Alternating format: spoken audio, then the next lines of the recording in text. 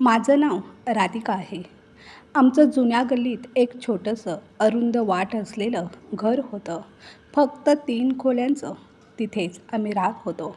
पण माझी काकी मात्र त्याला उपकार समजायची. ती नेहमी म्हणायची, "जर आम्ही नसतो तर आज तुम्ही रस्त्यावर राहत असता." हेच वाक्य ती पुन्हा पुन्हा ओढून काढायची.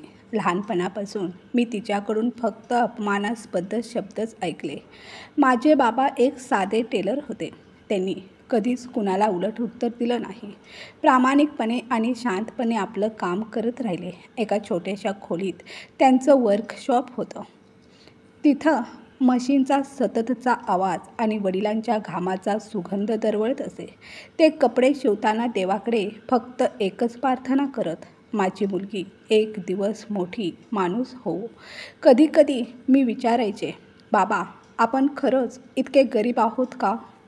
ते हसून म्हणायचे, "नाही बाळा, आपण गरीब नाही, आपण फक्त श्रीमंत नाही. हा फरक समजून घे." त्यावेळी समजलं नाही, पण समजायला कितीतरी वर्ष लागली. आमचे काका म्हणजे बाबांचे लहान भाऊ चुकीच्या मार्गाने परदेशी गेले होते. फार थोड्या लोकांना माहीत होतं की त्यांनी तसं करण्यासाठी माझ्या आईचे दागिने आणि बाबांची शिलाई मशीन गपचूप विकली होती. बाबांनी नंतर दुसरी नवीन मशीन विकत घेतली, पण त्यांनी काकांचं हे घाणेरडं सत्य कधीच कुणाला सांगितलं नाही. तो कटू अनुभव त्यांनी डोळ्यात लपवून ठेवला. काही वर्षातच काकांनी खूप पैसा कमावला. मोठी गाडी, ब्रँडेड कपडे, महागडे मोबाईल. त्यांची मुलं इंग्रजी माध्यमाच्या महागड्या शाळांमध्ये शिकत होती. सुट्ट्यांमध्ये फिरायला जात होती. आम्ही मात्र सरकारी शाळेत शिकणारी साधी मुलं. माझा तर शाळेचा ड्रेसही फाटका, जुना आणि जीर्ण होता. आई दर आठवड्याला माझ्या बुटांना पॉलिश करत असे, तेव्हा कुठे ते थोडेफार नवीनसारखं वाटायचं. मी लहान वयातच समजूतदार झाले. काकीचा स्वभाव खूपच कठोर आणि तिरसट होता. जेव्हा ती आमच्या घरी यायची तेव्हा तिच्या डोळ्यात आमच्यासाठी फक्त तुच्छता असायची. "राधिका, तू शिकून काहीतरी बन, म्हणजे आम्हाला तुमच्यावर उपकार करावे लागणार नाहीत. नाहीतर हे भिकारचोट कायमचे आमच्यावरच अवलंबून." मी तिचं बोलणं शांतपणे ऐकत राहायचे. काकांच्या घरी मात्र नेहमी उत्साह असायचा, पण त्याचबरोबर गर्व, अभिमान आणि आमच्यासारख्यांबद्दल घृणाही. एकदा आम्ही बाबांसोबत काकांच्या घरी गेलो. दरवाजा उघडताच काकी ओरडली, "तुमच्या चप्पला बाहेर काढा, नाहीतर आमचं घर घाण होईल." बाबा काहीही बोलले नाहीत. आम्ही चपला काढल्या आणि घरात गेलो. तो प्रसंग माझ्या काळजात काट्यासारखा रुतून बसला. त्या दिवशी मी स्वतःलाच वचन दिलं, एक दिवस मी एवढी मोठी होईन की ह्या लोकांना माझ्या दारात येताना 100दा विचार करावा लागेल. मी रात्रभर जागून अभ्यास करायचे. आई झोपताना माझ्या डोक्यावरून हात फिरवत म्हणायची, "राधिका बाळा, देव तुला यश देईल, म्हणजे तुझे बाबा अभिमानाने जगू शकतील." कधी कधी मन हार मानायच्या उंबरठ्यावर यायचं, पण बाबांचं निःशब्द त्यागमय आयुष्य मला पुन्हा उभं करायचं. काकांची झगमगती जीवनशैली, त्यांची अपमानास्पद वागणूक, शाळेतल्या मुलांची थट्टा, हे सगळं सहन केलं, पण स्वतःचं स्वप्न मात्र कधीच हातातून जाऊ दिलं नाही. आईची खरी अडचण लाईट बिल नव्हतं, तर काकीचे सततचे टोमणे होते. एकदा तर काकीने बाबांच्या समोरच बोलून टाकलं, "आमच्या मुलांबरोबर खेळताना तुमची मुलं पण सारखं आमचं खाणं पिणं बघतात. भिकारी आहेत आणि भिकारीच राहाल." बाबांनी शांतपणे मान खाली घातली. मी पटकन बहिणीचा हात पकडला आणि तिथून निघून घरी आले. तेव्हा मला पहिल्यांदा जाणवलं, ही जागा आपली नाही. बाबा दर रविवारी काकांच्या घरी काही ना काही घेऊन जायचे. कधी फळं, कधी स्वतः शिवलेले कपडे.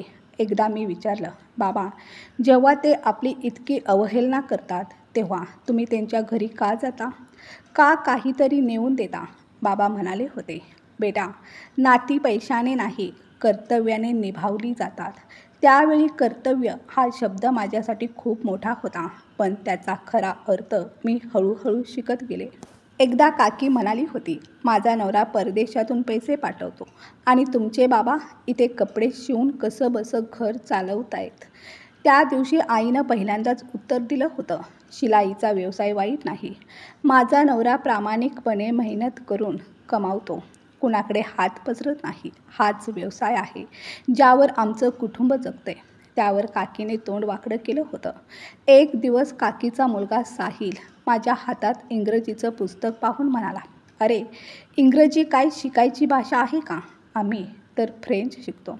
मी हसत उत्तर दिलं, "भाषा कुठलीही असो, जर ती शिकण्याची तयारी असेल तर ती सोपीच वाटते."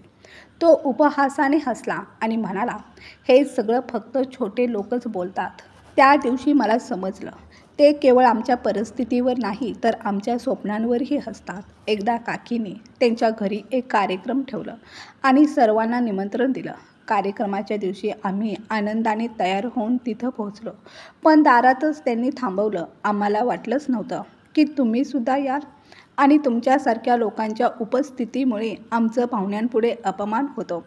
हे ऐकताच आईनं आम्हा सगळ्यांना परत घरी नेलं. त्या दिवशी मी मनाशी एक ठाम निर्णय घेतला, प्रत्येक अपमान, प्रत्येक टोमणा माझ्यासाठी पायरी बनेल. आई कधी कधी पश्चातापाने म्हणायची, "तू त्यांच्यासारखी होऊ नकोस." तेव्हा मी ठामपणे उत्तर द्यायचे, "आई, मला त्यांच्यासारखं नाही व्हायचं, पण स्वतःला काहीतरी सिद्ध करायचं आहे." त्या दिवसापासून माझं शिक्षण हेच माझं ध्येय ठरलं. सरकारी शाळेत शिकणारी मुलगी असूनही मी ठरवलं, माझं नाव मी स्वतः कमावणार. माझ्या मनात एकच विचार होता, भिकारी तो नसतो ज्याच्याकडे पैसे नाहीत, भिकारी तो असतो ज्याची विचारसरणी खालच्या पातळीची असते. हायस्कूलचा निकाल लागला आणि मी आनंदाने न्याले. एक साधा मार्क लिस्टचा कागद होता तो, पण माझ्यासाठी तो खजिन्याची किल्ली होता. आई बाबांनी माझ्यावर प्रेमाने हात ठेवला. बाबा काही क्षण शांत होते, मग म्हणाले, "बाळा, आता पुढचा विचार करायला हवा." पण खरं आव्हान होतं, पुढचं शिक्षण कसं होणार? घरात आधीच वीज, गॅस, रेशन याची तगमग होती. कोचिंग क्लासेस, कॉलेज, पुस्तकं हे सगळं आमच्यासाठी स्वप्नवत होतं. बाबांच्या नजरा माझ्या पुस्तकांवर थिरावल्या होत्या. त्या क्षणी मला जाणवलं, त्यांना हे सगळं ओझं वाटतंय. ते ओझं हलकं करण्यासाठी मी काहीही करायला तयार होते. मी म्हणाले, "बाबा, काळजी करू नका, मी स्वतः तयारी करेन." बाबांनी माझ्या डोळ्यात पाहिलं, जणू विचारत होते, "खरंच माझी मुलगी हे करू शकेल?" मग शांत आवाजात म्हणाले, "तुला जे करायचं आहे ते मन लावून कर." मी घरातल्या एका कोपऱ्यात माझा अभ्यासाचा कोपरा तयार केला. तोच जुना पंखा, लाकडी टेबल आणि एक छोटंसं स्टूल. रजिस्टरवर मोठ्या अक्षरात लिहिलं होतं, "स्वप्न ना अपूर्ण राहतात, ना ती कधी सोडून दिली जातात." बाबांच्या मित्राची मुलगी BA करत होती. तिच्याकडे काही जुनी पुस्तकं होती. ती मला अभ्यासात मदत करायची आणि म्हणायची, "तुझ्यात काहीतरी करून दाखवण्याची जिद्द आहे. एक दिवस तू नक्कीच यशस्वी होशील." एक दिवस तिनं विचारलं, "तुला काय व्हायचं आहे?" मी ठामपणे उत्तर दिलं, "मला IPS व्हायचं आहे." ती थोडी थांबून म्हणाली, "अशी स्वप्न फक्त श्रीमंतांची असतात. तुझ्या घराची परिस्थिती एवढी चांगली नाही, मग हे स्वप्न तू कसं पूर्ण करणार?" मी म्हणाले, "माझा स्वतःवर आणि देवावर पूर्ण विश्वास आहे आणि हाच माझा खरा आत्मविश्वास, माझी सर्वात मोठी ताकद आहे." त्या दिवशी मी ठरवलं होतं, आता IPS अधिकारी होण्याचं स्वप्न हे केवळ एक इच्छा नाही, तर माझं अंतिम ध्येय आहे. काकीला जेव्हा कळलं की मी पुढील शिक्षण घेणार आहे, तेव्हा नेहमीसारखा एक टोकदार टोमणा मारला, "भिकारी लोकांनी IPS होण्याची स्वप्न पाहूच नयेत, नाहीतर झोप उडेल आणि सगळं आयुष्य उद्ध्वस्त होईल." पण यावेळी मी शांत राहिले नाही. मी ठामपणे म्हणाले, "स्वप्न तोच पाहतो जो जागा असतो. झोपेत तर फक्त सावल्याच दिसतात." काकी काही क्षण गप्प राहिली. तिच्या डोळ्यात एक छुपं हसू चमकलं. मला कळलं होतं, ती हसत होती. पण मला हेही ठाऊक होतं, एक दिवस येईल जेव्हा तिचं हे हसू लाजेच्या थेंबांमध्ये विरून जाईल. मी अभ्यासात रमले होते. दिवस रात्र मेहनत करत होते. कधी कधी इतकं वाचन व्हायचं की मेंदू सुन्न होऊन जायचा. त्यावेळी मी आकाशाकडे पाहायचे आणि स्वतःलाच म्हणायचे, एक दिवस या आकाशाला ही गवसणी घालीन. आमच्या छोट्याशा शहरात एक मार्केट होतं, जिथे गरजेच्या सगळ्या वस्तू मिळायच्या. त्याच परिसरात एक छोटीशी लायब्ररी होती, आमच्या गल्लीपासून अगदी जवळ. आई मला चालत लायब्ररीपर्यंत सोडायची आणि अभ्यास संपेपर्यंत वाट पाहायची. मी रोज त्या लायब्ररीत जाऊ लागले. ती जागा जरी लहानशी होती, तरी शांत होती. अगदी मनाला एकाग्र करणारी. एक दिवस तिथे मला एक वृद्ध गृहस्थ भेटले. ते म्हणाले, बेटा, तू इथे दररोज येतेस, काय अभ्यास करतेस? मी नम्रपणे उत्तर दिलं, काका, मी IPSची तयारी करत आहे. ते हसले आणि म्हणाले, तुझ्यात नक्कीच धाडस आहे. मी निवृत्त प्राध्यापक आहे. तुला काही अडचण आली तर निसंकोच मदत माग. अशा छोट्या छोट्या लोकांनी माझ्या प्रवासात मोठी उर्मी दिली. बाबा कधी कधी माझ्या नोट्स चाळायचे. त्यांचे डोळे विस्फारले जायचे. मला कळायचं त्यांना माझा खूप अभिमान वाटतोय, पण त्यांनी कधी ते बोलून दाखवलं नाही. एक दिवस मी त्यांना म्हणाले, बाबा, जेव्हा मी अधिकारी बनेन तेव्हा सर्वप्रथम तुमच्यासाठी एक नवीन टेक्नॉलॉजी असलेली शिलाई मशीन घेईन. बाबा हसले आणि म्हणाले, शिलाई मशीन नको ग, फक्त प्रार्थना कर की माझी मुलगी यशाच्या शिखरापर्यंत पोहोचो. त्या क्षणी मला जाणवलं, माझ्या यशापेक्षा माझ्या ध्येयाने त्यांना अधिक आनंद दिला होता. आता मी केवळ परीक्षेची तयारी करत नव्हते. मी माझं स्वप्न अस्तित्वात त्या ध्येयाच्या रचनेत ओतत होते. मी एका साध्या शिंपेची मुलगी होते, पण आता माझ्या डोळ्यात आत्मविश्वासाचा तेज झळकत होतं आणि लवकरच तो तेज संपूर्ण जग पाहणार होतं. बाबांच्या मित्राची मुलगी निकिता, तिच्याबरोबर माझा अभ्यास सुरू झाला. ती हुशार होती. तिच्याकडे स्क्रीन टच मोबाईल होता. त्यांच्या घरी वायफायही होतं. मी बाबांची परवानगी घेऊन तिच्या घरी जाऊन इंटरनेटवर अभ्यास सुरू केला. रोज 1 तास मी तिच्या मोबाईलवर माहिती शोधायचे आणि तो 1 तास माझ्या दिवसातला सर्वात मौल्यवान ठरायचा. निकिता माझ्या या प्रवासात माझी खरी सोबती होती. घरी परत आल्यावरही मी अभ्यास करायचे. आई सांगायची, बाळा, थकली असशील, थोडी विश्रांती घे. पण माझं उत्तर ठरलेलं होतं, आई, जर आज विश्रांती घेतली तर उद्या आयुष्यभर विश्रांती घ्यावी लागेल. आई माझ्यासोबत होती, पण काकीचे टोमणे दिवसेंदिवस अधिक कडवट होत चालले होते.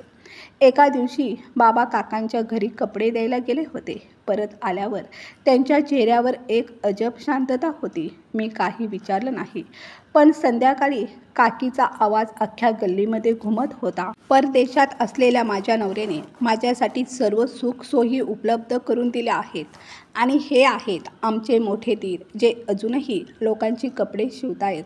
बाबा दाराजवळ बसले होते. त्यांनी नजर खाली झुकवली आणि मीही काही बोलले नाही, पण मनात मात्र खूप काही चालू होतं. त्या शांततेने आता त्रास व्हायला लागला होता. झुकण्याऐवजी माझं मन उभं राहत होतं. काही दिवसांनी काकीची मुलगी श्रुती माझ्याजवळ आली.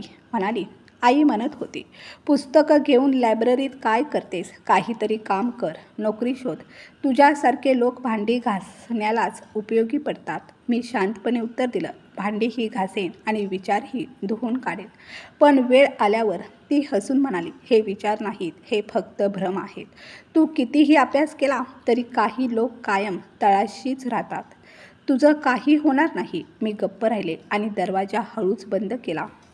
काही प्रश्नांची उत्तरं वेळच देतो. त्या घटनेनंतर मी अभ्यासावर अजून अधिक लक्ष केंद्रित केलं. टाईम टेबलही बदललं. दिवसा आईला घरकामात मदत आणि रात्री अभ्यास. दिवसाचा एक क्षणही वाया जात नव्हता. आई अधूनमधून विचारायची, बाळा, दमली असशील ना? मी म्हणायचे, आई, मी स्वतःसाठी नाही, बाबांची इज्जत टिकवण्यासाठी हे सगळं करते. शेजार पाजारच्या बायकाही आता काकीच्या बोलण्यावर विश्वास ठेवू लागल्या होत्या. कोणी म्हणायचं, टेलरची मुलगी IPS व्हायचं स्वप्न बघते, तर कुणी हसत हसत म्हणायचं, अधिकारी व्हायचं स्वप्न पाहायला ही लायकी लागते. मी हे आईला सांगितलं. ती हसून म्हणाली, बाळा, लोक तर मागून राजालाही वेडं म्हणतात. तू तर एक सामान्य मुलगी आहेस. काकी दररोज आमच्या विरुद्ध एखादा नवीन टोमणा शोधून आणायची. एक दिवस ती म्हणाली, तुला वाटतं का की तू पुस्तकं नोट्स बघून IPS होशील? तुझ्यासारखे लोक तर फाईल उचलायलाही लायक नसतात. त्यावेळी बाबा तिथंच बसले होते. मी त्यांच्या डोळ्यात पाहिलं. ते डोळे मिटून शांत होते. जणू आता सगळं सहन करणं त्यांचं नियती झालं होतं. त्या रात्री मी बाबांना विचारलं, बाबा, तुम्ही काकीच्या या चुकीच्या बोलण्याला उत्तर का देत नाही? ते शांतपणे म्हणाले, बाळा, उत्तरं दिल्याने फक्त आवाज मोठा होतो, माणसाचा दर्जा नाही, आणि मला तुझ्यावर पूर्ण विश्वास आहे. ते ऐकताच मला असं वाटलं की जगाची सारी ताकद माझ्या हातात एकवटली आहे. आता मागं वळून पाहायचं नाही, हे मी ठरवलं. जेव्हा मी IPS परीक्षेसाठी जाणार होते तेव्हा बाबांनी विचारलं, बाळा तुला वाटतं का की तू हे करू शकशील? मी उत्तर दिलं, बाबा मला स्वतःवर पूर्ण विश्वास आहे. बाबा बराच वेळ माझ्याकडे पाहत राहिले. मग हळूच म्हणाले, बाळा जेव्हा तू जन्मलीस तेव्हा वाटलं नव्हतं की देवाने तुला आमचं नशीब बदलण्यासाठी पाठवले. माझा नेहमीचा विश्वास होता की नशीब आधीच लिहिलेलं असतं, पण जे स्वतः लिहायला शिकतो तोच नशीब बदलतो. आता माझं स्वप्न फक्त एक हेतू नव्हतं, ते माझ्या आत खोलवर रुजलेलं असं काहीतरी होतं जे डोळ्यातून झरत होतं. मी ठरवलं की ही गल्ली, हे लोक, हे टोमणे, हे सगळं फक्त माझ्या ध्येयाच्या वाटेतील अडथळे आहेत. म्हणून पुढचं पाऊल शहरातच टाकायचं ठरवलं, जिथं अभ्यासासाठी योग्य वातावरण, भरपूर पुस्तकं आणि स्वतःला सिद्ध करण्याची संधी मिळेल. मी बाबांना म्हणाले, बाबा माझं कॉलेज शहरात आहे, परीक्षा द्यायचीच आहे, म्हणून मला वाटतं की काही काळ शहरात राहावं, तिथेच अभ्यास करेन, म्हणजे इथल्या फालतू बोलण्यांपासून लक्ष विचलित होणार नाही. बाबा म्हणाले, पण बाळा तिथं राहशील कुठं? मी शांतपणे उत्तर दिलं, तिथं एखादा फ्लॅट भाड्याने घेईन, मुलांना ट्युशन शिकवेन, माझ्या खात्यात थोडे पैसे आहेत ते काढेन. बाबांनी माझ्याकडे पाहिलं आणि पहिल्यांदाच त्यांनी माझ्या निर्णयाला कोणताही प्रश्न न करता होकार दिला. कदाचित तेही या वातावरणाला आता कंटाळले असावेत. त्यांच्याकडे एक जुनी शिलाई मशीन होती, त्यांनी ती विकून टाकली. जेव्हा काकीला हे कळलं तेव्हा ती दारात उभी राहून टोमण्यानं म्हणाली, कुठं चाललीस? शहरात? काय करणार तिकडं जाऊन? कोणाच्या पाठी लागलेस की स्वप्नांच्या मागं धावत सुटली आहेस? आम्ही काहीच उत्तर दिलं नाही. तिच्याकडे न पाहता सामान उचललं आणि पाठीमागे वळून न पाहता घराबाहेर पडलो. मला माहीत होतं ती दारात उभी आहे आणि आमच्याकडे पाहत आहे, आमच्या स्वप्नांची मस्करी करत आहे. पण एक दिवस असा येईल की ती वेळच तिच्या प्रश्नांचं उत्तर देईल. शहरात आल्यावर सगळं काही नवीन वाटत होतं. इथले रस्ते माझ्यासाठी अनोळखी होते, चेहरे अपरिचित आणि घरं अगणित. आम्ही एक छोटासा फ्लॅट भाड्याने घेतला होता, पण त्या फ्लॅटच्या छतामधून पाणी गळत होतं. बाथरूममधला नळ सतत गळत होता. तरीही त्या जागेत एक मोकळेपणाची श्वास घेण्याची जागा होती. ती घुसमट नव्हती जी जुन्या गल्लीतील आमच्या घरात होती. परीक्षा सुरू व्हायला अजून 6 महिने बाकी होते. तोपर्यंत मला पूर्ण तयारी करायची होती. मी एका चांगल्या अकॅडमीत प्रवेश घेतला, जिथं संध्याकाळी क्लासेस असायचे. दिवसा मी गल्लीमधील मुलांना ट्युशन शिकवायचे. कधी कधी रात्री 2-3 तास लायब्ररीमध्ये बसून अभ्यास करत असे. एका बाजूला ट्युशन आणि क्लासेस, तर दुसऱ्या बाजूला माझं स्वप्न, माझं जग ठराविक मर्यादांमध्ये अडकलेलं होतं. पण ध्येय मात्र ठळक होतं. 2-3 दिवसांनी निकिताचा फोन आला. ती म्हणाली, ऐकलंय की तू शहरात आली आहेस ट्रेनिंगसाठी. हे खूप चांगलं केलंस गं, पण तू सांगितलंसही नाही. अगं एकदा भेटून जायचं तरी होतं. मी हसून उत्तर दिलं, निकिता मी इथे फक्त परीक्षेसाठी आलेली नाही, तर स्वतःचं भविष्य घडवण्यासाठी आलेली आहे. फक्त देवाकडे एक प्रार्थना कर की मी यशस्वी होऊ दे. या शहरात मला कोणीच ओळखत नव्हतं. मी कोण आहे, कुठून आले आहे आणि कोणत्या पार्श्वभूमीतून आली आहे कोणालाच माहीत नव्हतं. मी स्वतःला वेळेच्या ओघात सोपवलं होतं. आता फक्त माझं यश बोलणार होतं. शिक्षणाचं वातावरण इथं खूप वेगळं होतं. इथं केवळ गुण नव्हते तर स्पर्धा होती आणि त्या स्पर्धेमध्ये सगळं मोजलं जायचं. ट्रेनिंग दरम्यान अनेक अडचणी आल्या, पण मी हार मानली नाही. जिथं जमेल तिथं आणि जितकं जमेल तितकं मी स्वतःला यशस्वी बनवण्याचा प्रयत्न करू लागले. मी ठरवलं होतं, मी इथे फक्त मेहनत करायला आलेली नाही, तर स्वतःला सिद्ध करायला आलेली आहे. कॉलेजमध्ये माझी ओळख संजना नावाच्या एका मुलीशी झाली. ती एका मोठ्या अधिकाऱ्याची मुलगी होती, खूप श्रीमंत घरातून आलेली. आम्ही दोघींनी ग्रुप स्टडी सुरू केला. एक दिवस मी तिला विचारलं, तुझ्याकडे सगळं आहे, तुला काही करायची गरज नाही, तरीसुद्धा तू इतकी मेहनत का करतेस? ती हसली आणि म्हणाली, कारण स्पर्धा ओळखीने जिंकता येत नाही, तयारीने जिंकावी लागते. संजनाने माझ्या अभ्यासातील एकाग्रता आणि आत्मविश्वास पाहून हसतच म्हटलं, तू तर अगदी परफेक्ट आहेस. मला खात्री आहे तू नक्कीच परीक्षेत यशस्वी होशील आणि एक दिवस आपल्या शहराची एक मोठी IPS अधिकारी बनशील. मी देखील हसून म्हणाले, हो मी सर्व काही शिकले आणि माझी तयारी पूर्ण आहे. आता फक्त माझ्यासाठी प्रार्थना कर की मी यशस्वी होऊ. कारण मला असं वाटतं एक दिवस माझ्या वडिलांचं नाव अभिमानानं घेतलं जावं. मला माझ्या वडिलांना त्या सगळ्या गल्लीत मान मिळवून द्यायचा आहे, जिथे आज लोक त्यांना फक्त टेलर म्हणून हिणवतात. त्या लोकांना मला दाखवून द्यायचं आहे की एक टेलर आपल्या मेहनतीवर आपल्या मुलीला IPS बनवण्याची लायकी ठेवतो. माझं बोलणं ऐकून संजना म्हणाली, खरंच तुमच्यासारखी माणसंच एक दिवस यशस्वी होतात. मी आधीच सगळं नीट ठरवलं होतं. सकाळी अभ्यास, संध्याकाळी घरकाम आणि रात्री आई वडिलांशी फोनवर बोलणं. आई नेहमी म्हणायची, बाळा हे शहर तुला बदलून टाकणार नाही ना. आणि मी नेहमी म्हणायचे, नाही आई, हे शहर मला बदलत नाही, हे मला ते बनवते जे मी लहानपणापासून व्हायचं स्वप्न पाहिलं होतं. आई वडील माझ्याशिवाय एक आठवडाही राहू शकत नव्हते. शेवटी त्यांनीही सामान बांधलं आणि माझ्याबरोबर फ्लॅटमध्ये यायला तयार झाले. आई म्हणाली, तू तुझी काळजी घेऊ शकणार नाहीस. आम्हाला फक्त तूच आहेस. तुझ्याशिवाय आम्हाला या जगात कोणीच नाही. म्हणून आम्ही तुझ्याजवळ आलो आहोत. बाबांनी त्यांची शिलाई मशीनसुद्धा बरोबर आणली होती. दुसऱ्याच दिवशी त्यांनी ती मशीन स्वच्छ केली, त्याला तेल लावलं. मी आश्चर्याने विचारलं, बाबा इथे कपडे शिवायला मिळतील का तुम्हाला? बाबा म्हणाले, इथल्या एका बाईनं सांगितलं होतं की त्यांच्या घरी लग्न आहे. मी त्यांना म्हटलं की मी टेलर आहे आणि खूप उत्तम शिलाई करतो. त्या म्हणाल्या, ठीक आहे, आमच्या घरातल्या लग्नाची सगळे कपडे तुम्ही शिवा. आता तू इथे अभ्यास करायला आली आहेस आणि आम्हीही तुझ्या पाठोपाठ आलो आहोत. मग आपला उदरनिर्वाह कसा होणार बाळा? मलाही काहीतरी काम करावं लागेल ना. तेव्हा मी हसून म्हणाले, बाबा अजून फक्त काही दिवस, मग तुम्ही दुसऱ्याची कपडे शिवणार नाही तर गर्वाने मानेवर शाल घेऊन चालाल. आई त्यावेळी विचारात पडून म्हणाली, राधिका बाळा, तुझ्या डोक्यात एवढ्या सगळ्या गोष्टी आणि अभ्यास हे सगळं एकत्र कसं काय करू शकतेस? मी हसून म्हणाले, आई माझ्या मनात खूप मोठी जागा आहे. फक्त आता यशस्वी व्हायचं बाकी आहे. आमच्या जुन्या गल्लीतल्या लोकांना अजूनही माहीत नव्हतं की आम्ही पुण्यात आलो आहोत. जे नेहमी तोंड चालवत होते ते आता गप्प गुमान घरात बसले होते. एक दिवस निकिताचा फोन आला.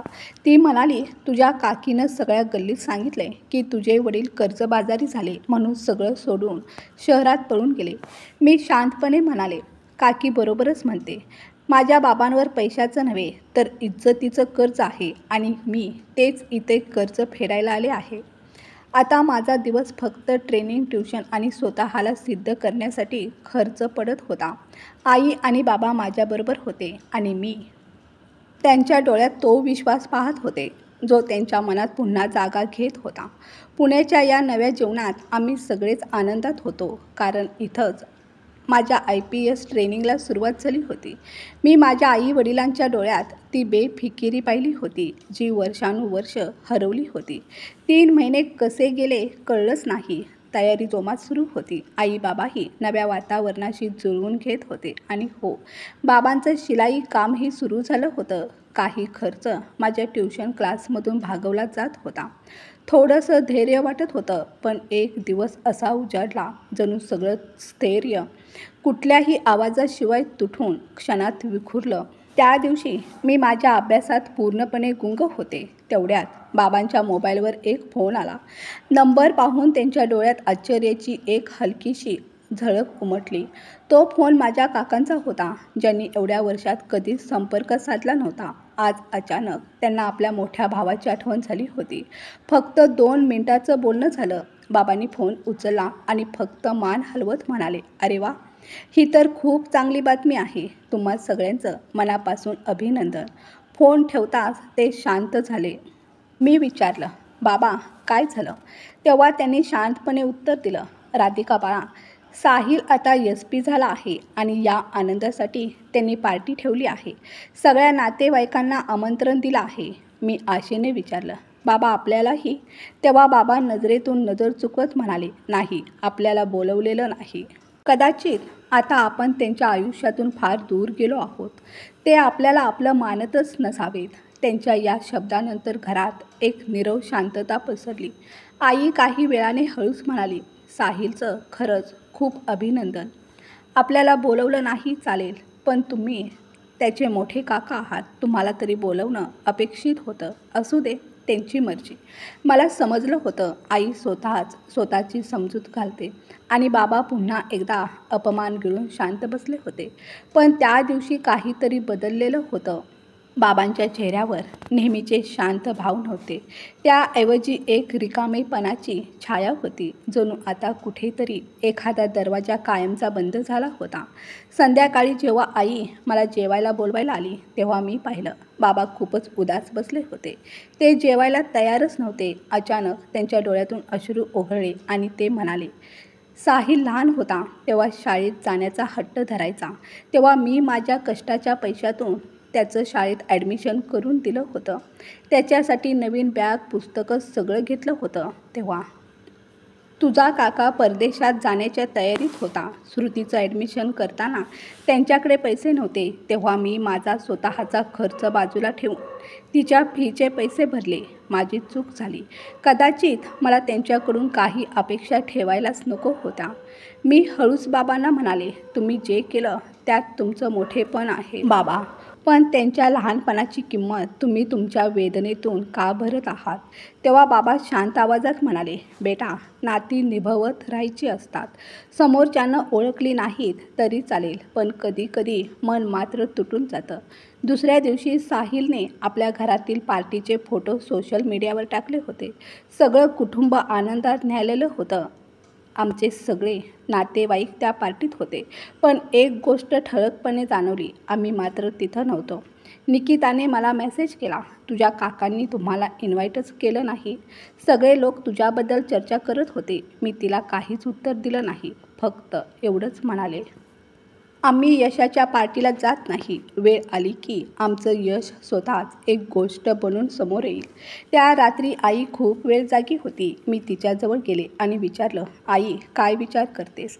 आई डोळे मिटून म्हणाली, हो बाळा, विचार करते. जर आपल्याला त्या पार्टीला बोलावलं असतं तर त्यांचं काय बिघडलं असतं? तुझे बाबा इतकी वर्ष आपल्या नातेवाईकांसाठी सर्वस्व झिजवून देत होते आणि आज परिस्थिती बिघडली तसंच सगळ्यांनी नातंच तोडलं. मी आईच्या खांद्यावर हात ठेवून म्हणाले, आई, एक दिवस असा येईल ते सगळे नातेवाईक आपल्याच दारात उभे असतील. बाबांनी जवळपास आठवडाभर त्यांच्या भावाबद्दल किंवा पुतण्याबद्दल एकही शब्द काढला नाही. ते रोज कपडे शिवण्यात मग्न होते. संध्याकाळी चहासोबत वर्तमानपत्र वाचायचे. पण मला जाणवायचं ते बातम्या कमी आणि स्वतःचं मन अधिक वाचत होते. एकदा मी त्यांच्यासमोर वर्तमानपत्र ठेवून विचारलं, बाबा, एक दिवस या पेपरमध्ये माझा फोटो आणि माझी यशोगाथा छापून आली तर तुम्हाला कसं वाटेल? ते काही क्षण माझ्याकडे पाहत राहिले. मग हळू स्वरात म्हणाले, राधिका बाळा, तेव्हा मी तो पेपर फार जपून ठेवीन. म्हणजे आयुष्यभरासाठी माझ्या वाट्याचा आनंद अबाधित राहील. मला कळून चुकलं होतं. ही केवळ IPSची परीक्षा नव्हती, तर त्या खोल जखमांवर मलम लावण्याची जबाबदारी होती, ज्या साहिलच्या यशामुळे आणि आपल्याच घरच्यांच्या अज्ञानामुळे निर्माण झाल्या होत्या. माझं अकॅडमीतलं प्रशिक्षण आता अंतिम टप्प्यावर आलं होतं. कारण परीक्षेचा वेळ जवळ येत होता. बाबांच्या चेहऱ्यावरची शांतता पूर्वीची नव्हती. ती आता खोल आणि गूढ वाटत होती.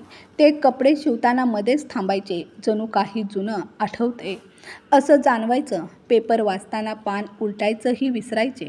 एक दिवस आईने हळूच हाताने इशारा करत मला बाजूला बोलावलं, बाळा, तुझे बाबा आता काहीसे बदललेले वाटतात.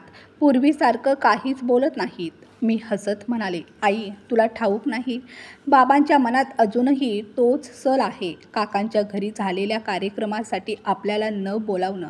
त्या क्षणी मी ठरवलं, पुढच्या वेळी जर आम्हाला कुठे बोलावलं नाही तर आम्हीच जाऊ. यावेळी मी तमाशा नाही बनणार. मी माझ्या अस्तित्वाची साक्ष देणार. मी खोलीत जाऊन पुस्तकं उघडली. नोट्स तशाच होत्या, पुस्तकं ही तीच. पण आता माझ्या नजरेतून त्यांचा अर्थ बदलला होता. आता IPS म्हणजे केवळ यश नव्हतं. ती एक सत्वाला भिडणारी जिद्द होती, जी वर्षानुवर्ष आमच्या आत्मसन्मानावर कुरघोडी करणाऱ्या मानसिकतेला उत्तर देणारी ठरणार होती. माझा अभ्यास अधिक तीव्र झाला. दुसऱ्या दिवशी सकाळी बाबा लवकर उठले होते. मी त्यांच्या जवळ गेले आणि धीटपणे म्हणाले, बाबा, आजपासून माझी अंतिम तयारी सुरू होते आणि मला तुमच्याकडून एक वचन हवं आहे. तुम्ही आता हार मानायची नाही. ते माझ्याकडे पाहत राहिले. डोळ्यात थोडी कवळीक होती, पण त्याहून अधिक थकवा आणि वेदना दाटून आल्या होत्या. ते हलक्या आवाजात म्हणाले, बेटा, मी हरलेलो नाही, फक्त खूप थकलोय. मी त्यांचा हात हातात घेत हळूच म्हणाले, बाबा, आता माझी पाळी आहे. आता तुम्ही फक्त विश्रांती घ्या आणि मला माझा मार्ग चालू द्या.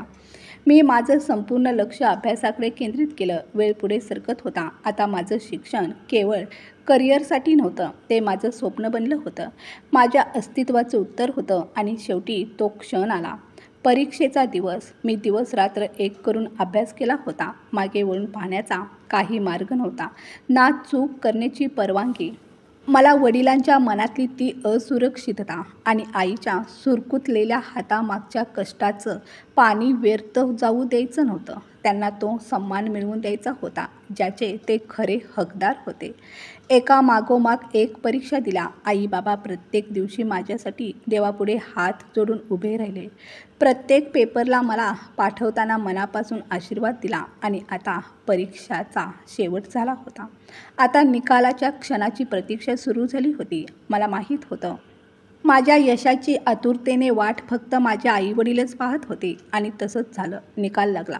माझ्या डोळ्यातून कृतज्ञतेचे अश्रू ओघळू लागले. मी संपूर्ण देशात 700वा क्रमांक मिळवला होता. माझं स्वप्न पूर्ण झालं होतं. मला IPS अधिकारी म्हणून निवडण्यात आलं होतं. जेव्हा मी घरी जाऊन ही बातमी आई-वडिलांना सांगितली, तेव्हा त्यांच्या आनंदाला पारावार उरला नाही. आईने मला मिठीत घेतलं. बाबांनी डोळ्यात पाणी आणून भरपूर प्रेम केलं, आशीर्वाद दिला. आणि तो आशीर्वादच माझ्या आयुष्याचं सर्वात मौल्यवान बळ ठरला. माझ्या प्रत्येक उत्तरात आत्मविश्वास झळकत होता. म्हणूनच मी त्या ठिकाणी मुलाखतीत यशस्वी झाले. माझं आयुष्यभराचं मोठं स्वप्न त्या दिवशी पूर्ण झालं होतं. घरी पोहोचल्यावर मी बाबांचा हात हातात घेऊन म्हटलं, बाबा, आता तुमच्या थकलेल्या हातांना काहीच करावं लागणार नाही. तुमची मुलगी आता इतकी सक्षम झाली आहे की तुम्हाला पुन्हा कधीही कष्ट करावं लागणार नाही. तुमच्या स्वप्नांना मी आज प्रत्यक्षात उतरवलं आहे. बाबा, मी ते स्थान मिळवलं आहे जे तुम्ही वर्षानुवर्ष डोळ्यात राखलं होतं. बाबांनी डोळे भरून मला आशीर्वाद दिला. तो क्षण शब्दापलीकडचा होता. आम्ही तिघेही भरून आलोत आणि मोठमोठ्याने रडत होतो. मी पुढील कित्येक महिने पुण्यात राहिलो. मी मुख्यतः अकॅडमीत राहायचे, पण वेळ मिळाला की आई-बाबांच्या जवळ असायचे. आणि त्या दिवशी पहिल्यांदाच माझ्या बाबांनी मन मोकळं केलं, त्यांच्या भावना व्यक्त केल्या. माझं ध्येय पूर्ण झालं होतं, पण अजूनही अंतर्मनात एक आग होती. सर्वांच्या डोळ्यात उतरून दाखवायचं होतं की हीच ती मुलगी आहे. जे लोक या बातमीपासून अनभिन्न होते, कारण त्यांना ना माझ्याकडून काही अपेक्षा होत्या, ना आमच्याशी काहीही संबंध. साहिलच्या यशानंतर मात्र नातेवाईकांमध्ये उत्साहाचं वातावरण निर्माण झालं. लोक सोशल मीडियावर वारंवार फोटोज पोस्ट करत होते, साहिलला शुभेच्छा देत होते. आता तो प्रत्येकाच्या दृष्टीने आदर्श बनला होता. प्रत्येक नातलग, प्रत्येक चुलत भावंड त्याच्या यशात स्वतःचं कौतुक शोधू लागले होते. आता वेळ होती आमच्या मूळ गल्लीमध्ये परत येण्याची. जेव्हा आम्ही परतलो तेव्हा आम्ही पुन्हा आमच्या त्या लहानशा घरात पाय ठेवले. पण आजचा दिवस वेगळा होता. आज मी माझ्या शहरात, त्या शहराची IPS अधिकारी होऊन परत आले होते. शहरात एक मोठा कार्यक्रम आयोजित करण्यात आला होता. साहिललाही त्या कार्यक्रमाला आमंत्रित करण्यात आलं होतं. काही सरकारी नेते, उच्च पदस्थ अधिकारी आणि अनेक मान्यवर त्या ठिकाणी येऊ लागले होते. आमचे काही नातलगही आमंत्रित होते. मी बाबांना म्हटलं, बाबा, आपण यावेळेस तिथं जाऊ आणि यावेळेस आपला तमाशा होणार नाही. बाबा काहीतरी बोलण्याचा प्रयत्न करत होते, पण त्यांच्या डोळ्यात काहीतरी वेगळंच होतं. ते शांत राहिले. त्यांना जाणवले होते की आता वेळ बदललेली आहे. संध्याकाळी जेव्हा आम्ही त्या हॉटेलमध्ये पोहोचलो तेव्हा ते दृश्यच भव्य होतं.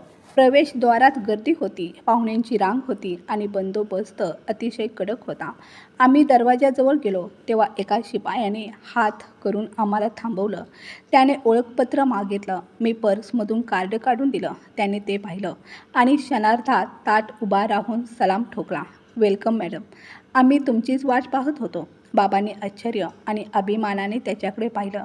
मी बाबांचा हात घट्ट पकडून म्हणाले, चला बाबा, आपण आत जाऊया. आत प्रचंड गर्दी होती. काही लोकांनी मला लगेच ओळखलं, काहींनी अंदाज लावला. पण जे लोक मला ओळखत होते त्यांच्या चेहऱ्यावरचं आश्चर्य लपवता येत नव्हतं. साहिल स्टेजवर उभा होता, काकी खुर्चीत बसल्या होत्या आणि ज्या क्षणी त्यांची नजर आमच्यावर पडली त्यांच्या कपाळावर आठ्या उमटल्या. त्यांनी ताबडतोब शिपायाला इशारा केला, या लोकांना लगेच बाहेर काढा. शिपाई आमच्याजवळ आला. बाबा 2 पावलं मागे सरकले, पण मी माझ्या जागी ठाम उभी राहिली. शिपाई जवळ आला तेव्हा त्यातल्याच एकाने मला पाहिलं आणि थबकला. मग मोठ्याने म्हणाला, मॅडम तुम्ही इथे? आम्हाला तर सांगितलं नव्हतं की तुम्ही येणार आहात. दुसऱ्या शिपायानेही आदराने सॅल्यूट केला. सभागृहात क्षणात खळबळ उडाली.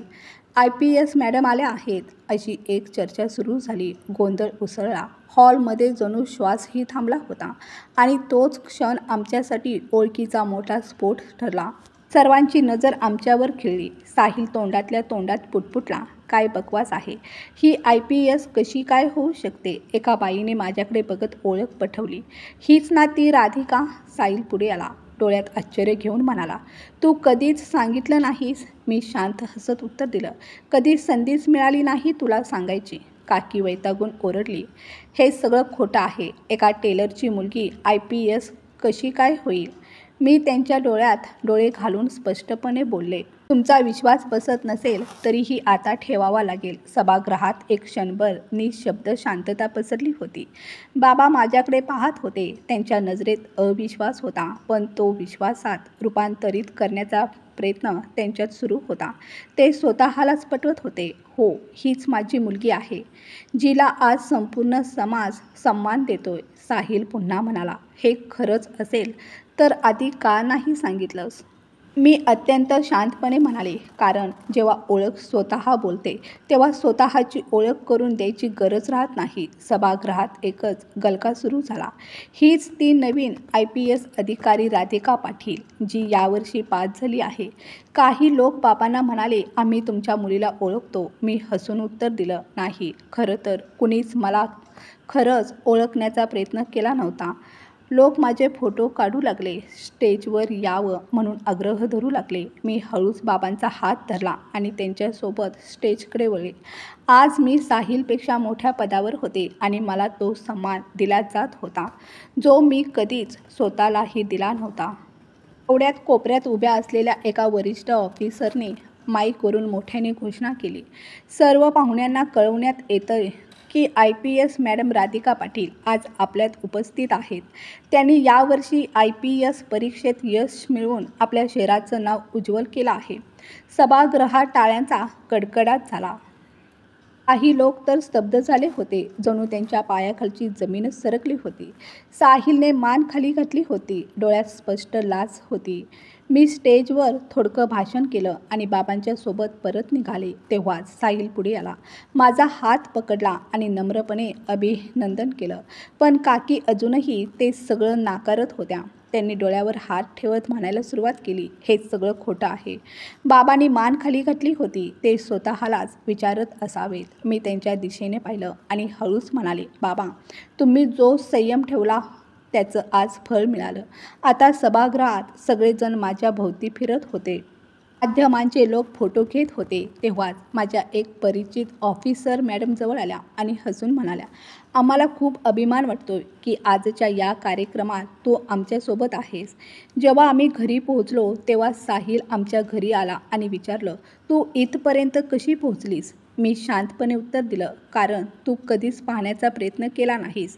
मी कशी झगडत होते, किती मेहनत घेत होती, हे तुला जाणून घ्यायचंच नव्हतं. माझे आई वडील खूप आनंदी होते. त्यांच्या चेहऱ्यावर समाधानाची झळ होती.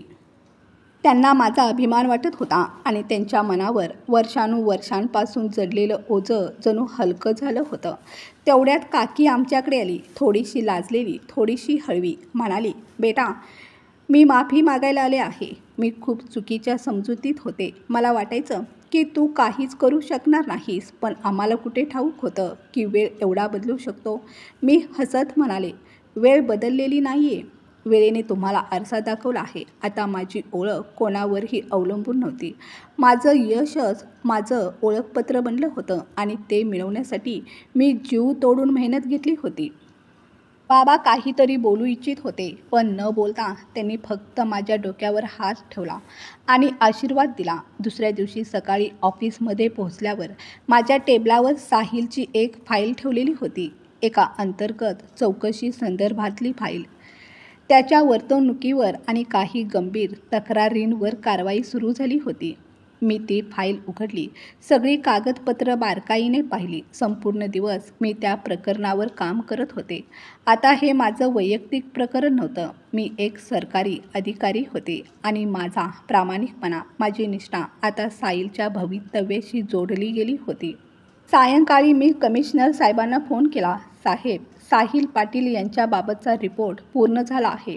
मी ईमेल करत आहे. त्यांच्या आवाजात समाधान स्पष्ट होतं.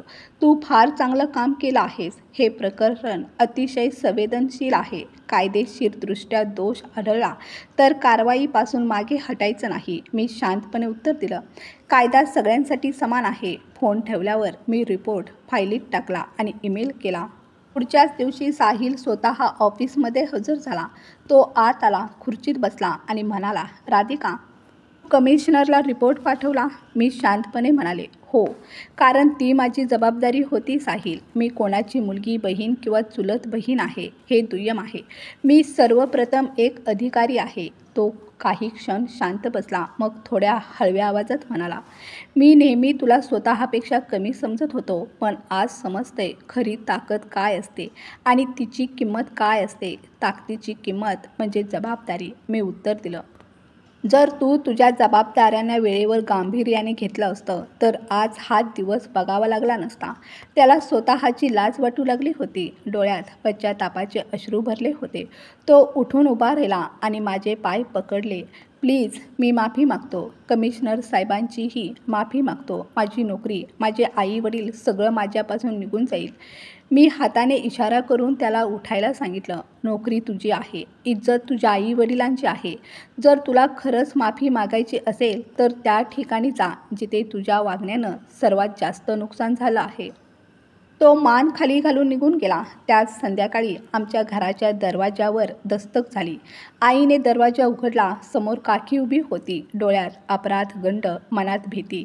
काकी थरथरत म्हणाली, वहिनी, मी तुमच्यासमोर पदर पसरते. राधिकाला सांगा माझ्या मुलाची नोकरी वाचवायला. चूक त्याच्याकडून झाली आहे, पण सर्वात मोठी चूक आमच्याकडून झाली आहे. मग काकीने माझ्याकडे पाहिलं आणि अश्रू भरल्या डोळ्यांनी म्हणाली, राधिका बाळा, आम्ही तुला कधीच समजून घेतलं नाही. कृपया आम्हाला माफ कर. साहिलची नोकरी संकटात आहे. तो आतून कोसळून गेला आहे. बाबांनी शांतपणे काकीचं बोलणं ऐकलं आणि मग हळू आवाजात म्हणाले, आम्ही तुझ्याकडे कधीच आमची इज्जत मागितली नाही, फक्त दुर्लक्ष केलं. पण तुला असं वाटलं का की आम्ही तुझ्या तोडीचे नाही? काकीने डोळे पुसले आणि म्हणाली, भाऊजी, आमचे विचार खरेच छोटे होते, पण राधिकाने आज सगळं चित्र बदलून टाकलं. कृपया आम्हाला माफ करा आणि आमच्या मुलाची नोकरी वाचवा. बाबांनी माझ्याकडे पाहिलं. मी शांतपणे उभी राहून सगळं ऐकत होते. काकी पुन्हा म्हणाली, राधिका बाळा, मी तुझ्या बाबांना जे ऐकवत होते तेच आज माझ्या मुलाच्या वाट्याला आलं आहे. तू आमची मान झुकवलीस. आमची हार जर या झुकलेल्या मानेमुळे ठरायची असेल तर तीही आम्हाला मान्य आहे. दुसऱ्या दिवशी साहिल पुन्हा माझ्याकडे आला. यावेळी त्याच्या डोळ्यात पाणी होतं आणि डोळ्यात स्पष्टपणे पश्चाताप दिसत होता. तो म्हणाला, मी माझ्या अहंकाराला बाजूला ठेवून विचार केला. जर तू मला एक संधी दिलीस तर मला स्वतःला सिद्ध करायचं आहे. मी फाईल बंद केली आणि शांतपणे उत्तर दिलं, तुला आता स्वतःची इज्जत मिळवायची असेल तर ती शिफारशीच्या आधारावर नाही तर माणूस म्हणून जगून मिळवावी लागेल. हा क्षण त्या सर्व अपमानित क्षणाचं उत्तर होतं. ज्यावेळी आमचं हसू केलं गेलं, आमच्या स्वप्नांची खिल्ली उडवली गेली. आज परिस्थिती बदललेली होती, पण माझ्याकडे अशी ताकद होती जी त्याग, वेळ आणि संयम यांच्या किमतीवर मिळवलेली होती. ऑफिसमध्ये शांतता होती. फाईल बंद झाली होती. कारवाई पूर्ण झाली होती. आता केवळ रिपोर्टनुसार निर्णय जाहीर होणं बाकी होतं. मला ठाऊक होतं की आता साहिल स्वतःला एक चांगला अधिकारी सिद्ध करण्यासाठी झटेल, पण त्याच्या जुन्या वागणुकीचा ठसा अजूनही मनात होता. दुपारी कमिशनर साहेबांचा मेसेज आला. त्यांनी लिहिलं, काही शिफारस आली असेल तर नक्की सांग, पण रिपोर्ट दमदार हवा. मी उत्तर दिलं, सर, रिपोर्ट आधीपासूनच सत्यावर आधारित आहे. आता आमचे ते नातलग, जे पूर्वी आम्हाला विचारतही नव्हते, ते घरी बोलवू लागले. त्यांच्या शब्दांमध्ये गोडवा होता. सगळेच म्हणू लागले, तुमच्या लेकीनं तर घराचं नाव उजळून टाकलं. काकीसुद्धा म्हणू लागली, राधिका बाळा, तू खूप मोठं काम केलं. आज आम्हाला तुझ्यावर अभिमान आहे. मी हळूच उत्तर दिलं, अभिमान या गोष्टीवर असायला हवा की तुम्ही स्वतःचा स्वभाव बदललात. साहिल मान खाली घालून बसला होता. काकी त्याच्या शेजारी शांत बसली होती. मी म्हणाले, रिपोर्ट खरा आहे, चुका फक्त तुझ्या मनात होत्या. तेव्हा बाबांनी पटकन विषय हाताळला. बेटा, माणसाकडून चुका होतच असतात, पण गेलेल्या वेळेला दोष देण्यात अर्थ नाही. ती वेळ माफ करून सावरून पुढं जायचं असतं. मी बोलणं पुढे सुरू ठेवलं. आता जर कुणी कोणत्याही नात्याला, कुणाच्याही कमकुवतपणाला किंवा एखाद्या गरिबाला कमी लेखलं तर तो स्वतःचीच इज्जत कमी करेल. मी या कुटुंबाचा भाग आहे, पण आता मी या शहरात एक मोठी अधिकारीही आहे. पुढच्या वेळी जर कुणी चूक केली तर त्याची नोकरी जाईल. साहिलने डोळे उघडून माझ्याकडे पाहिलं आणि म्हणाला, मी वचन देतो, आता मी कुणावरही अन्याय करणार नाही. काकींनी बाबांसमोर हात जोडून नम्रतेने म्हटलं, दादा, आम्हाला माफ करा. आम्हाला गर्व होता, पण तुमच्या लेकीने आम्हाला जीवनाचा खरा धडा शिकवला. चौफेर माझ्याबद्दल चर्चा सुरू होती. सर्वांच्या नजरा माझ्यावर स्थिरावल्या होत्या. मी सगळ्यांकडे शांतपणे पाहिलं आणि म्हटलं, हे यश केवळ माझं नाही, तर माझ्या वडिलांनी दिलेल्या संस्काराचं फळ आहे. गरीब असणं ही कुणाची चूक नसते, पण गर्व मात्र माणसाला जमीनदोस्त करतो. हे शब्द उच्चारून मी बाहेर पडले. आकाशात सौम्य वारा वाहत होता. जणू काळानेच माझ्या पाठीवर आश्वासक थाप दिली होती. ती जुनी त्रासदायक परिस्थिती, जी वर्षानुवर्ष माझ्या दाराशी उभी होती, ती लोकांच्या तिरस्कारपूर्ण टोमण्यांची साखळी, आज त्या सगळ्याच गोष्टींना कौतुकाचं रूप मिळालं होतं. लोक आता आदराने आमच्याकडे पाहू लागले. मी आता केवळ कोणाची तरी मुलगी नव्हते, तर स्वतःच्या ओळखीची धनी बनले होते. आज प्रत्येक निमंत्रणात माझं नाव सगळ्यात आधी घेतलं जातं आणि प्रत्येक कार्यक्रमात मी प्रमुख पाहुणे म्हणून सन्मानित होते. पण आजही माझ्या आतली ती जिवंत तळमळ जपलेली आहे. कारण जर कधी माझ्या एखाद्या निर्णयामुळे एखाद्या लाचाऱ्याचं शिर नमतं झालं तर त्या खुर्चीला काहीच मोल उरत नाही. त्या यशाच्या दिवशी जेव्हा बाबा त्यांच्या जुन्या शिवणयंत्राकडे पाहायचे, तेव्हा हसत म्हणायचे, ही मशीन आता जुनी झाली आहे, पण जिच्यासाठी चालवली होती ती मुलगी आज संपूर्ण शहराची आशा बनली आहे. आज तेच नातेवाईक आमच्या जवळ येऊन बसतात, जे कधी काळी मला तुच्छ लेखायचे. पण मी आजही त्या जुन्या सवयीने माझ्या कामावर लक्ष केंद्रित करते, जशी एकेकाळी अभ्यासावर करत होते. आज माझे आई वडील मान अभिमानाने वर ठेवून प्रतिष्ठाचं आयुष्य जगत आहेत. राधिकाची ही गोष्ट समाजाला शिकवते, कष्ट, संयम आणि आत्मविश्वास यांच्या बळावर कोणतीही परिस्थिती बदलता येते. गरिबी ही कमजोरी नाही, ती संघर्षाची शिडी असते. उपेक्षा माणसाची ओळख मिटवत नाही, तर त्याच्यातली जिद्द आणि ठाम निर्धार जागवते. राधिकाने वडिलांचं निशब्द बलिदान आणि आईचा अव्यक्त विश्वास आपल्या सामर्थ्यात परिवर्तित केला.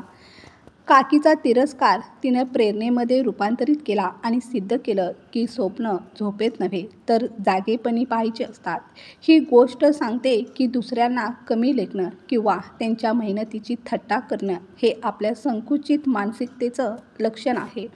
नाती ही ना पैशानं टिकतात, ना पदांती टिकतात, फक्त जबाबदारीनं, सन्मानानं आणि आपुलकीनं. यश हेच एकमेव सत्य आहे जे इतरांना प्रेरणा देतं आणि समाजात सन्मानाची जागा मिळवून देतं. प्रत्येक व्यक्तीच्या मेहनतीचा आदर व्हायलाच हवा, कारण प्रत्येकामध्ये काहीतरी मोठं करून दाखवण्याची क्षमता असते. ही कथा आपल्याला हे शिकवते की नैतिकता आणि प्रामाणिक मेहनतीच्या बळावर कोणताही अडथळा पार करता येतो.